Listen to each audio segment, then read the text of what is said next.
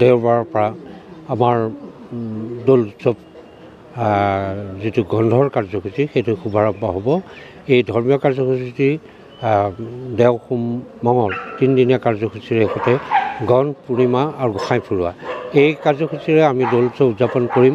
আৰু লগতে বাকী বুধ বৃহস্পতি দুটা দিন এই দৌল উৎসৱ উপলক্ষে অহা দূৰ দূৰণিৰ তীৰ্থযাত্ৰীসকলে ইয়াত আহি সেৱা কৰিব পাৰিব আৰু দৌল উৎসৱৰ যিখিনি সা সুবিধা সেইখিনি সকলোখিনি তেখেতসকলে তীৰ্থযাত্ৰীসকলে পাব। যি নহওক আমি গুৰুজনে সেই 21 বছৰত বৰদোৱাতে প্ৰথম দৌল উৎসৱ শুভাৰম্ভ কৰিছিল আৰু সেইখিনি অসমৰ প্ৰতি সত্ৰ নামঘৰ সমূহত ইয়াক উদযাপন কৰি থকা হৈছে।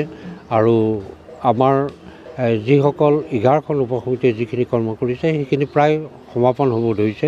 কাইলৈ দিনটো পাৰ হোৱাৰ পিছত পৰহিলৈ ঠিক সন্ধ্যা 6:30 বজাত কীৰ্তনঘৰৰ পৰা গোঁসাইক গায়ন বায়ন আয়তী উৰুলিৰ মঙল ধ্বনিৰে ৰাম ধেমালি পৰিৱেশন কৰি আমি আনি অস্থায়ী বেদীত লৈ আহিম আৰু তাত নোৱাই ধুৱাই নতুন বস্ত্ৰ পৰিধান কৰি সিংহাসনত অধিষ্ঠিত কৰাৰ পিছত ওৰে ৰাতি তাত বিভিন্ন সাংস্কৃতিক অনুষ্ঠানবোৰ চলি থাকিব।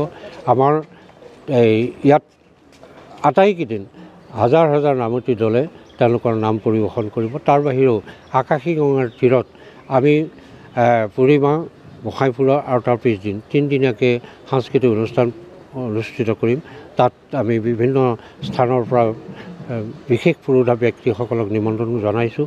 তেখেতসকলে আহি তেখেতসকলে এই দৌল উৎসৱৰ তাৎপৰ্যৰ ওপৰত আলোকপাত কৰিব আৰু লগতে সেই সাংস্কৃতিক অনুষ্ঠানসমূহত সত্ৰীয়া জনজাতি বিভিন্ন জাতি জনগোষ্ঠীৰ সংস্কৃতি ইয়াত পৰিৱেশন তেওঁলোকে কৰিব। লগতে অসম চৰকাৰ সাংস্কৃতিক সঞ্চালকালয়ৰ তৰফৰ পৰাও এটা দল আহি আমাৰ সেই পূৰ্ণিমাৰ দিনা 26 তাৰিখে ইয়াত তেওঁলোকে পৰিৱেশন কৰিব। লগতে এইকেইদিন আমি একোখন অংকীয়া নাটৰ ব্যৱস্থা কৰা হৈছে, অংকীয়া নাটটো পৰিৱেশন কৰিব।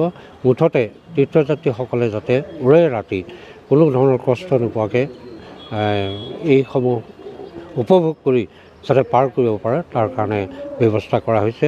আৰু আপোনালোকৰ জৰিয়তে আমি সমূহ তীৰ্থযাত্ৰীক আহ্বান জনাম যে আহক গুৰুজনে দি থৈ যোৱা কৃষ্ণ সংস্কৃতিত নিজকে বিলীন কৰি সেই আবিৰৰ গোলপীয়া ৰঙত সকলো লেটি পেটি লৈ মনত থকা কুলুষ কলিমা এইসমূহ নিকা কৰি আমি যাতে সকলো গোলপীয়া হ'ব পাৰোঁ, আমাৰ অন্তৰ যাতে গোলপীয়াময় হ'ব পাৰে, সকলোৰে প্ৰতি যাতে সকলোকে যাতে ঈশ্বৰময় দেখোঁ, সকলোৰে প্ৰতি যাতে আমাৰ শ্ৰদ্ধা ভক্তি থাকে আৰু অন্তৰৰ সমস্তখিনি নাশ হৈ আমি পুনৰ এটা সুস্থ গতিত যাতে আগবাঢ়িব পাৰোঁ তাকে আহ্বান জনাওঁ।